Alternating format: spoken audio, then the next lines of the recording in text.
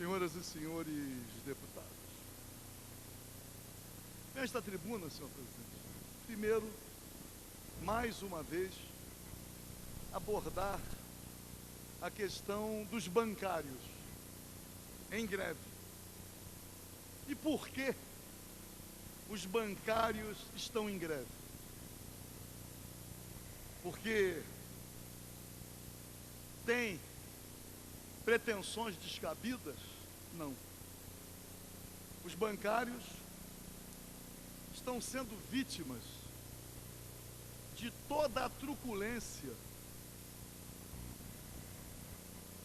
dos próprios banqueiros, através dos seus intermediários, que são os chefes, os diretores. Os bancários passam por um assédio moral sem precedentes. Não são apenas ameaçados de demissão, são demitidos. São milhares de demissões, causando uma incerteza, uma insegurança muito grande, um sobressalto para um chefe de família que, obviamente, depende do emprego para ter como resultado o salário. As ameaças são permanentes. Aqueles que ousam manifestar qualquer reivindicação, aqueles que ousam correm o risco da demissão imediata. Mas criaram também as tais das metas, em que vender planos, consórcios, seguros. Os bancários permanecem nas agências movidos, de um lado, pelo desespero e, de outro lado, movidos do constrangimento. Abordam, solicitam, às vezes até imploram que o cliente realize qualquer das atividades para que as metas sejam alcançadas.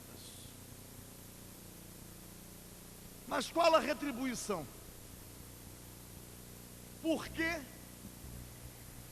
os banqueiros não atendem às reivindicações salariais de 5% para pouco mais de 11%? Os bancários reivindicam não apenas a recomposição a ser determinada pelo processo inflacionário, mas algum ganho, recuperação. E o fazem diante de toda a divulgação dos lucros, dos grandes lucros auferidos por todos os bancos. Quando olhamos nos jornais a publicação dos resultados financeiros para as instituições bancárias, nós chegamos a concluir que os bancários contribuíram e contribuem para que aqueles resultados sejam alcançados. E por que o não atendimento daquilo que é reivindicado? Então, senhor presidente, não é fácil preservar uma greve por um período tão prolongado, principalmente considerando os riscos inerentes, as ameaças que são concretizadas. Então, senhor presidente, além da solidariedade aos bancários, esperando naturalmente que os patrões reconheçam o trabalho por eles desenvolvido, a greve possa ser resolvida, em homenagem também à própria clientela, mas que possa ser resolvida a greve, superada, com o atendimento do que é reivindicado. Pela Comissão do Trabalho desta Casa, estamos marcando uma audiência pública, na tentativa de tentar mobilizar a representação do setor patronal e mobilizar também a representação sindical dos trabalhadores, já que chega a um ponto que o diálogo fica impossibilitado, havendo a necessidade de alguma mediação. Então, a minha solidariedade aos bancários. E temos a questão dos profissionais da educação, no município do Rio de Janeiro e no Estado. Os profissionais estão em greve. E as reivindicações são descabidas? Claro que não. Mas o que fazem os governantes? Estão em greve e continuam convivendo com alunos e familiares, pais dos alunos. O governante não conhece a reação dos familiares, o sofrimento, que é um sofrimento compartilhado. Os governantes ameaçam: vamos cortar o ponto, vamos suprimir o salário, porque os governantes não dependem. Ou então dizem assim: o processo de negociação foi esgotado. A mensagem está, no caso do município do Rio de Janeiro, na Câmara de Vereadores. Aqui na Assembleia Legislativa, houve uma tentativa de mediação conduzida pelo líder do governo, sem que algum resultado tenha sido conseguido. Isto é, o governo se recusa a negociar. Tenho por hábito dizer que a democracia dá trabalho, porque a democracia exige um permanente diálogo até chegar a uma conclusão. No caso do município do Rio de Janeiro, a mensagem foi encaminhada à Câmara dos Vereadores. Mas, mesmo em não sendo a Casa Legislativa uma instância meramente homologatória, mas os profissionais da educação, através do sindicato, o CEP, esperavam uma mensagem do Executivo que não acumulasse tanto a reivindicar na Câmara de Vereadores, onde sempre o chefe do Poder Executivo tem maioria. E aí, a base do governo tende a sustentar a mensagem enviada. No caso do município do Rio de Janeiro, houve a ocupação do Palácio Legislativo, lá na Cinelândia. A Câmara de Vereadores foi ocupada. E, surpreendentemente, os profissionais da educação foram retirados num sábado, através do uso da força policial, quando, da vez anterior, ainda houve uma decisão judicial. Nesse caso não houve. E aí o conflito deixa de ser entre governantes e governados, entre prefeito e vereador e professores ou profissionais da educação, e o conflito passa a ser com a polícia. Os policiais militares compareceram para o cumprimento de ordens.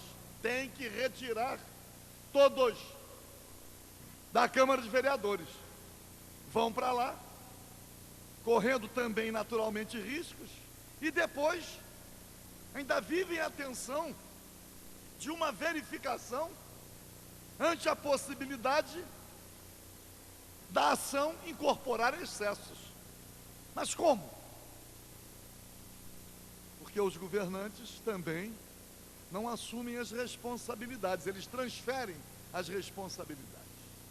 Vamos ver se o bom senso prevalece e o diálogo é restabelecido, que as negociações avancem, que o diálogo se dê exaustivamente E aqui no caso dos profissionais da educação no estado do Rio de Janeiro, temos essa aparente humilhação. Uma parcela dormindo em barracas de campanha aqui no entorno da estátua do Tiradentes. Porque o secretário da Educação, porque o governador Sérgio Cabral, porque não há um diálogo para a superação desse conflito? Onde fica o governante com a responsabilidade que tem de normalizar o setor da educação tão caro para a população?